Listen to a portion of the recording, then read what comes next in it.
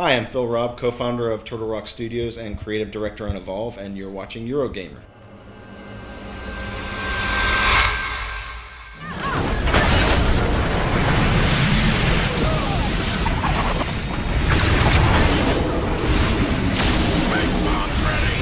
I really like playing as the monster, but I'm I never win. Me too.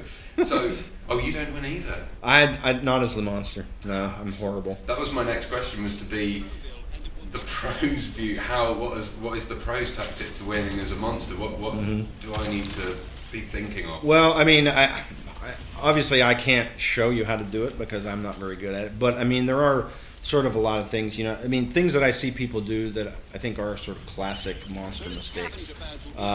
One is being stubborn about disengaging. See a lot of monsters that will jump into the fight and insist on staying there, right?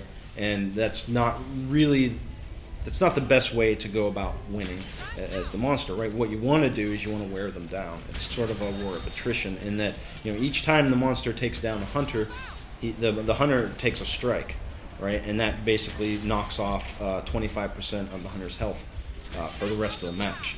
So, if the monster manages to knock a hunter down twice, and and it's not Lazarus that's picking them back up, they're down half of their health, and they're a lot easier to kill, in the final blow. So, the nice thing, the good thing to do is to power up your shield, go in, fight, and then when you see your shield's gone and you're starting to take actual damage, get the heck out of Dodge, right? Leave.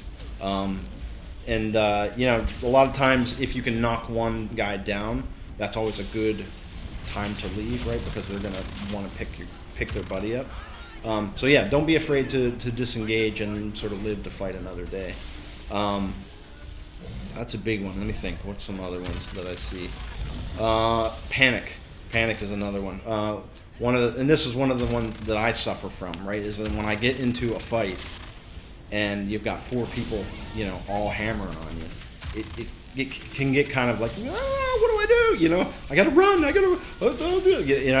And so you see the monster sort of like bouncing around, right? And you can tell when a monster's flailing. And the best, you kind of need the nerves of an Apache pilot to be the monster, in that, don't panic, right? You gotta find the guy that you want to take out first, concentrate on him.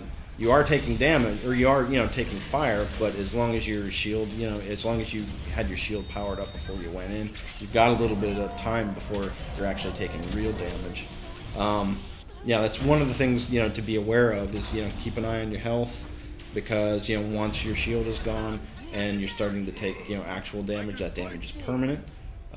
So, if you lose half of your health at stage 1, and then when you go to stage 2, you will get another chunk, but you still don't get that, that chunk of health back. An easy way, sort of an easy mathematical formula, is like, say you have 100 health, and at stage 1 you lose 50, right? You go up to stage 2 and you get another 100 health, but instead of having 200 health like you should, you have 150. That's, sort of a nerdy, dorky way of explaining it. So yeah, and then, as far as like the finer points, I'm the wrong guy to ask, to be perfectly honest. There are some guys in the office that are amazing monsters. So, what are you amazing at? Amazing. I don't want to say I'm amazing at playing at anything, but I really like the sort of simplicity of the Assault class. In particular, Hyde. He's my favorite character, just from personality-wise, visually, and gameplay-wise. He's just the kind of guy that wants to get up in your face and knock your teeth out. I can appreciate that sort of straightforward, attitude. Hyde does, the most damage of any character in the game. His flamethrower is like very powerful, but it's got a short range.